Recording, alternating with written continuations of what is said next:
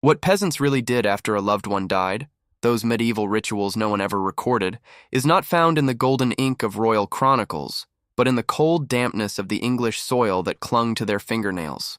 Have you ever wondered why history remembers the names of kings who lost wars but forgets the millions who lost their hearts in the silence of a mud-walled cottage? Is it possible that the most profound acts of human devotion were never written down because they were too sacred, or perhaps too common, to deserve a scribe's pen?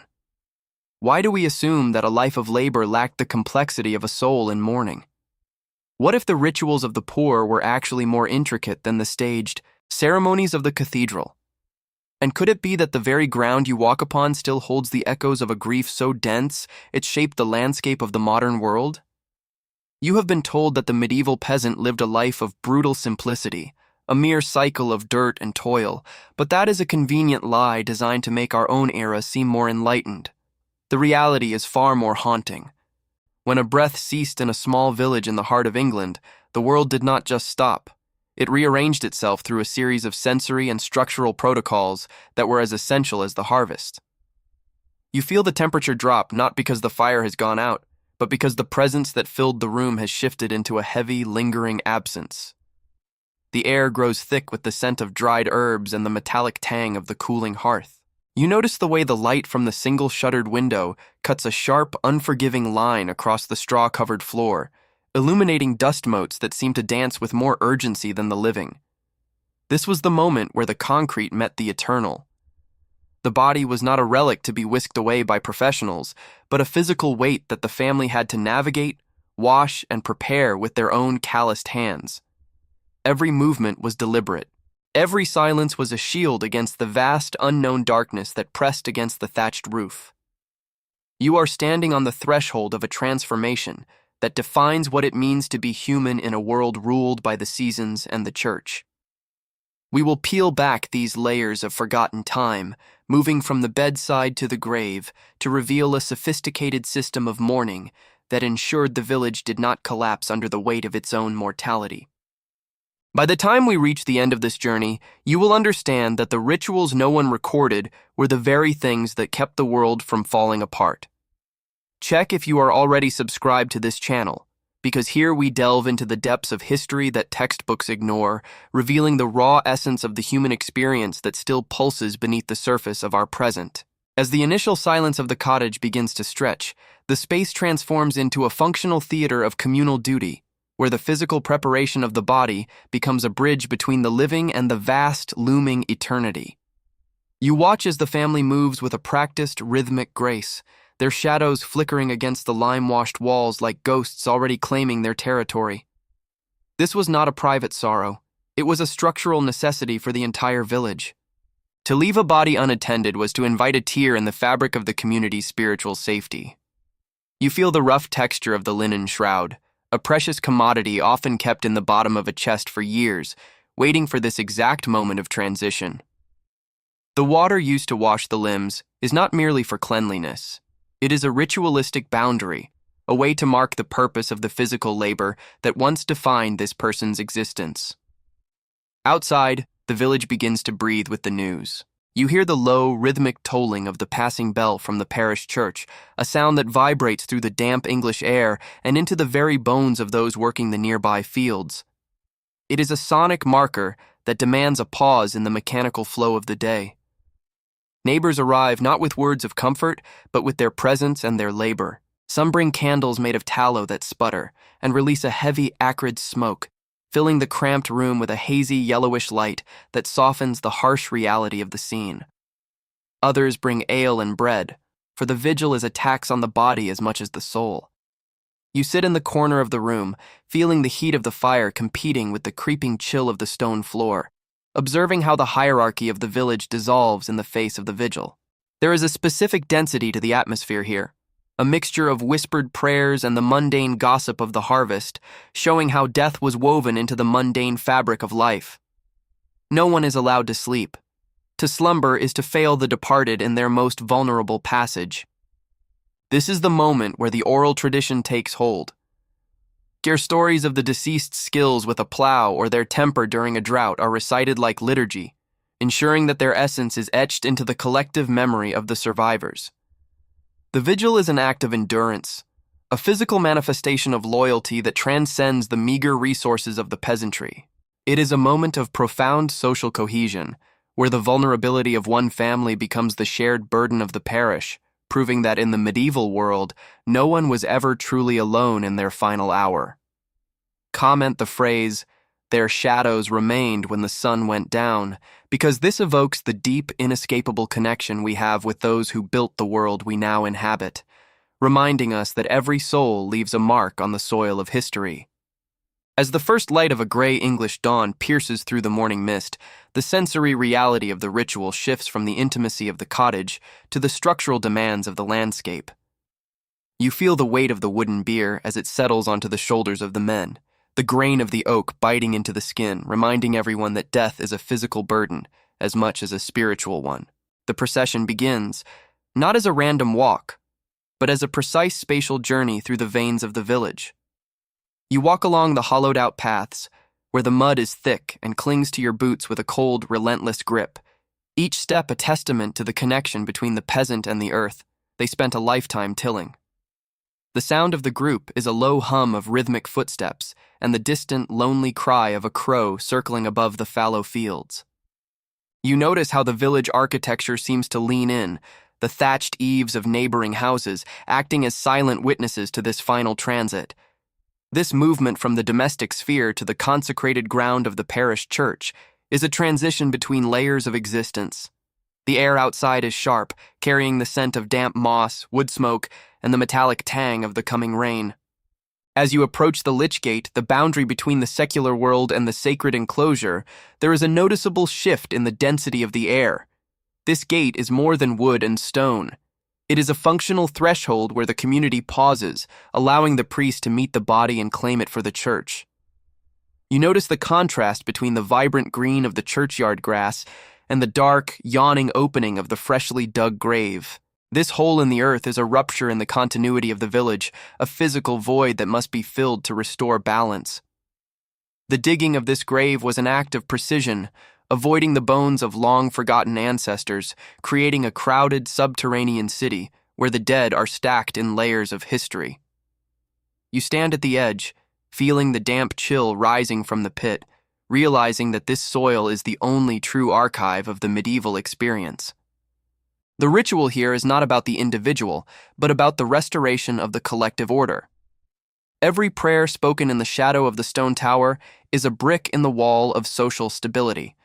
You realize that the stability of the entire feudal system relied on these moments of shared, organized grief to prevent the chaos of despair from taking root. The churchyard is not a place of purpose, but a site of ongoing dialogue between the generations. Make sure to like this video, as your support allows us to continue uncovering the hidden structures of the past, bringing light to the lives that time tried to bury in the silence of the earth. The ritual now enters the sphere of the economy of souls, where the structural survival of the village depends entirely on the cold precision of the distribution that follows the burial. You stand in the center of the communal yard, observing how the absence of one pair of hands triggers a complex realignment of every tool, every animal, and every strip of land. This was the invisible mechanics of the medieval world. The death of a peasant was a moment of profound administrative risk. You feel the tension in the air as the local bailiff approaches, his presence a reminder that even in grief, the feudal law is an ever-present shadow.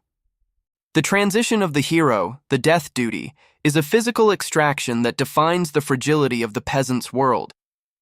You watch as the best beast, perhaps a sturdy ox or a reliable milk cow, is led away from the family's small holding to the lord's stable.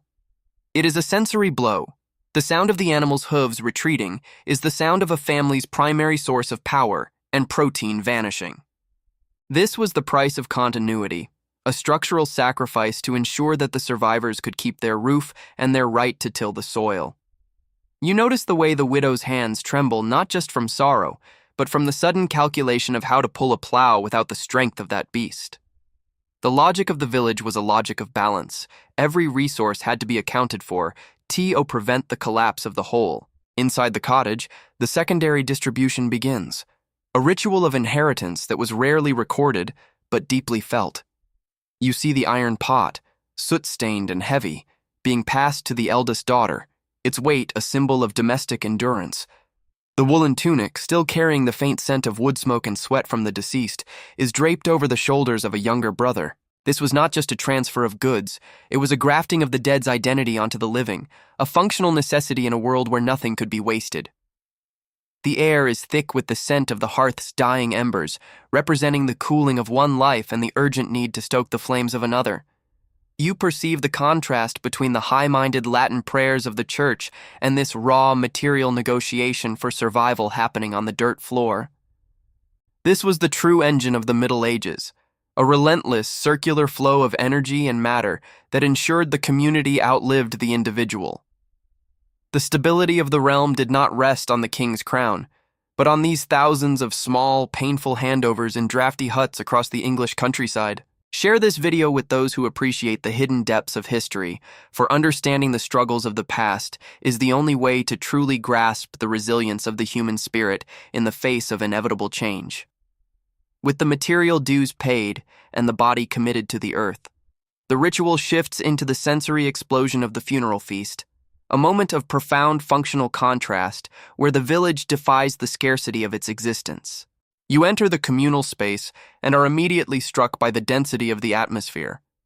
The air is heavy with the scent of roasting grain, fermented ale, and the humid warmth of dozens of bodies pressed together in a small room. This was the Feast of Shadows, a structural necessity that used the abundance of a single day to mask the pervasive fragility of the rest of the year. You feel the heat radiating from the oversized hearth, a luxury of fuel usually reserved for the harshest winters, now burning bright to honor the departed. The sound is no longer the solitary tolling of a bell, but a chaotic symphony of clashing wooden bowls, the low murmur of ancestral stories, and the rhythmic thumping of heels against the packed earth floor. You notice the way the bread is broken, not with the casual indifference of a modern meal, but with a reverent force, as if the act of consumption itself was a victory over the void left by death. This feast served as a vital social lubricant. It smoothed the jagged edges of the sudden vacuum in the village hierarchy. You observe the village elder taking the seat of honor, his voice rising above the din to recount not just the deeds of the one lost, but the lineages of everyone present, reinforcing the invisible web of kinship that held the manor together. The taste of the ale is sharp and bitter, a sensory reminder of the earth's fermentation, grounding the mourners in the reality of their own survival. There is a strange, wild energy in the room, a defiance that arises when humans are forced to confront their own end. You see the flickering candlelight reflecting in eyes that have seen too much toil, yet now burn with the fire of communal belonging. This was the moment where the internal pressure of grief was converted into the external strength of the group. The feast was not an indulgence. It was a complaint of the space that death had tried to steal. You feel the vibration of the laughter that eventually breaks through the mourning, a sound that is as essential as any prayer for the stability of the human psyche in a world of constant risk. As you stand in the midst of this controlled chaos, you realize that the peasants' ritual was a masterful balance of solemnity and celebration, a way to ensure that while one life had ended, the collective pulse of the village beat faster and stronger than ever before. The transition from the noise of the feast to the long silence of memory marks the beginning of a deeper, more permanent layer of the ritualistic process. You walk back toward the churchyard as the seasons begin to turn, noticing how the absence of a loved one is not a single event, but a slow erosion that changes the very rhythm of your movements. In the medieval mind, memory was not something kept in books, but something carved into the landscape and etched into the repetitive actions of daily life. You feel the rough, unyielding surface of the small, unhewn stone that has been placed at the head of the grave, not a polished monument of a lord, but a simple marker taken from the same field the deceased once plowed. The texture of the lichen growing over it is a sensory clock, measuring the passage of years in shades of gray and pale green. You observe how the village manages its collective history through the beating of the bounds, a structural ritual where the living walk the edges of their territory, pointing out where the dead once worked, ensuring that the boundaries of land and the boundaries of identity remain intact. The sound of the wind through the winter wheat carries the echoes of names that are no longer spoken at the hearth, but are still whispered in the shadow of the stone cross. You notice the way a son holds his father's old scythe. He doesn't just use the tool, he inherits the muscle memory, the specific gait, and the very posture of the man who came before him. This physical mimicry was the peasant's version of immortality. You feel the biting cold of the English frost on your cheeks as you realize that in this world, nothing truly vanished. It merely changed form, becoming part of the structural integrity of the field, the fence, and the furrow. The contrast between the fleeting nature of a human breath and the enduring stability of the village's oral map is staggering. You are a witness to a culture that did not fear being forgotten because every hedge and every stone was a mnemonic device. This was a system of total integration, where the dead continued to serve as the foundation for the living's legal and social claims to the earth. Memory was a functional tool for survival, a way to prove who belonged to the land and who the land belonged to, long after the flesh had returned to the dust. The ritualistic cycle now expands to encompass the relentless march of the medieval calendar, where the speed of grief is dictated by the requirements of the soil. You feel the change in the light as autumn deepens into the darkness of winter, a time when the veil between the worlds was considered thinnest, and the structural focus of the village turned inward toward the hearth and the soul. During the long nights of Advent, the rituals of death became intertwined with the rituals of waiting. You sit by a fire that barely keeps the damp at bay, listening to the rhythmic creaking of the timber frames, a sound that mimics the straining of a ship at sea. This was the season of the month's mind, a specific communal remembrance 30 days after a burial, where the sensory focus returned to the church. You smell the heavy, sweet scent of beeswax candles, a stark contrast to the acrid tallow used in the cottages, signifying a higher state of spiritual focus. The prayers are no longer a frantic plea for the newly departed, but a structured rhythmic chant that aligns the soul of the individual with the celestial hierarchy. You observe the villagers as they move through the liturgy. Their faces are masks of endurance, reflecting a deep understanding that their own time in the soil is approaching with every frost. The contrast between the warmth of the communal prayer and the lethal cold of the world outside is a physical manifestation of the church's role as a fortress against the unknown. You notice how the village organization tightens during these months. Food is shared with a precision that borders on the sacred, for the death of one member in winter could mean the starvation of others if the balance was not maintained. The ritual was now about the preservation of the caloric and spiritual reserves of the entire parish. You feel the density of the silence in the frozen fields, a silence that is not empty, but full of the presence of those who are gone, their labor still visible in the neatly stacked hay and the well-maintained drainage ditches.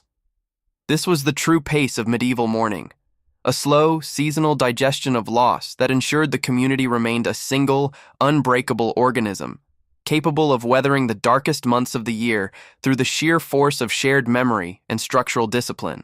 As the cycle nears its completion, you are led to the symbolic thresholds of the medieval mind, where the architectural boundaries of the village reflect the internal boundaries of the spirit. You stand at the edge of the woods, the dark, tangled perimeter of the cleared land, where the known world ends and the untamed wild begins. For the peasant, this was not just geography, it was the physical edge of the afterlife, a place where the spirits of the unremembered dead were thought to linger in the rustle of the leaves and the shadows of the ancient oaks. You feel the dampness of the moss under your feet, a soft, treacherous carpet that deadens the sound of your footsteps. The ritual here was one of avoidance and respect, a structural understanding that certain spaces belonged to the past. You notice how the villagers never build beyond a certain line, maintaining a buffer zone between the living village and the silent forest. This was a functional manifestation of their cosmology, a way to categorize the world into the safe, the sacred, and the liminal. The air here is different. It tastes of rot and new growth, a sensory loop that mirrors the circular nature of their existence. You observe the way a mother ties a small strip of cloth to a holy well on the outskirts of the parish, a silent, unrecorded ritual to ask the ancestors for the health of her remaining children. This was the deep, underlying fabric of medieval life, a layer of folk belief that operated beneath the official Latin of the priests. The contrast between the rigid structure of the feudal manor and the fluid, shifting shadows of the woods represented the duality of the peasant experience, a life of absolute order shadowed by an absolute mystery. You feel the weight of the sky as the sun sets, casting long, distorted shadows that seem to reach out from the trees toward the safety of the cottages. This threshold was the final stage of the mourning process, where the deceased was finally allowed to fade into the landscape, becoming part of the elemental force that governed the weather, the crops, and the very air the living breathed. The narrative now descends into the most concrete and harrowing layer of the peasant's reality, the weight of inheritance, and the physical burden of the living who must carry the tools of the dead. You stand in the doorway of a smithy, the air vibrating with the rhythmic strike of hammer on anvil, a sound that defines the industrial pulse of the medieval village. You feel the radiant heat from the forge, a warmth that feels aggressive and demanding. When a master of a craft died, the ritual was not found in a casket, but in the calluses of the apprentice's hands. You watch as a young man struggles with the weight of a heavy iron hammer, his muscles straining to match the cadence of the man who preceded him. This was the true inheritance of the Middle Ages. Not gold or titles, but the crushing responsibility of maintaining the functional capacity of the world. The texture of the old leather apron, stiff with the salt of a decade's sweat, is draped over the new shoulders, a sensory transfer of identity that feels like a leaden cloak. You notice the way the villagers look at the new craftsman. Their eyes are not searching for a friend, but for the reliability of the steel he produces. The contrast between the softness of grief and the hardness of this necessity is brutal. In the fields, the same ritual unfolds with the plow. You feel the jarring vibration of the wooden blade hitting a hidden stone, a sensation that the previous plowman would have known by heart. To survive, the living had to literally become the dead, adopting their movements, their cautions, and their expertise. The air is filled with the smell of turned earth and the pungent scent of the oxen, a sensory environment that demands total presence. You realize that the stability of the entire society rested on this seamless, often painful replacement of parts. There was no room for the luxury of a long withdrawal from the world. The structural integrity of the village required that the gap left by death be filled immediately by a body capable of performing the same labor. This was the ultimate tribute. A life continued through the relentless, exhausting repetition of the same tasks, ensuring that the work of the ancestors was never truly finished, but merely handed off like a torch in a dark and wind-swept corridor. In the final elevation of this journey, we move beyond the mud, the iron, and the stone to find the philosophical synthesis of the medieval experience, the eternal echo of a life that was never meant to be recorded, yet can never be erased. You stand once more in the center of the village, but the perspective has shifted. You no longer see individual peasants, but a single, ancient organism that has breathed through the lungs of thousands for a millennium. You feel the profound stillness of the evening air, where the smoke from 100 hearts rises in straight blue columns toward a sky that has watched every birth and every burial with the same indifferent clarity. What did these people really do? They didn't just die. They wove themselves into the DNA of the earth. The rituals in no one recorded were the stitches that held the human soul to the physical world when the winds of chaos threatened to blow it away. You perceive the sensory harmony of the scene, the distant lowing of cattle, the soft click of a latch, the smell of cooling earth, all of it a result of countless lives lived in total alignment with the structural demands of survival. The contrast between the insignificance of a single peasant and the monumental endurance of their culture is the ultimate revelation. They lived with a density of purpose that we, in our fractured modern world, can barely comprehend. They knew that their value lay not in their names, but in their contribution to the continuity of the whole. This was a world where meaning was not sought in books, but found in the weight of a tool, the warmth of a neighbor's hand, and the sacredness of a shared meal. You realize that the silence of history is not an absence of story, but a sign of a story so perfectly integrated into the world that it became the world itself. As you prepare to leave this immersion, you carry with you the understanding that your own life is a continuation of this ancient rhythm. The soil you walk on is not just dirt, it is a cemetery, a library, and a foundation. The peasant's ritual was an act of supreme faith, not just in a god, but in the future of the village, in the necessity of the next harvest, and in the enduring power of the human spirit to find dignity in the face of the inevitable. If you've watched this far, it's because you like this case. Leave a comment saying, "I've watched this far," so I can get to know you and know who really likes the stories here on the channel. Check if you are already subscribed, like this video so that the story of these anonymous people is never forgotten, and share this documentary with those who seek the truth beneath the layers of time.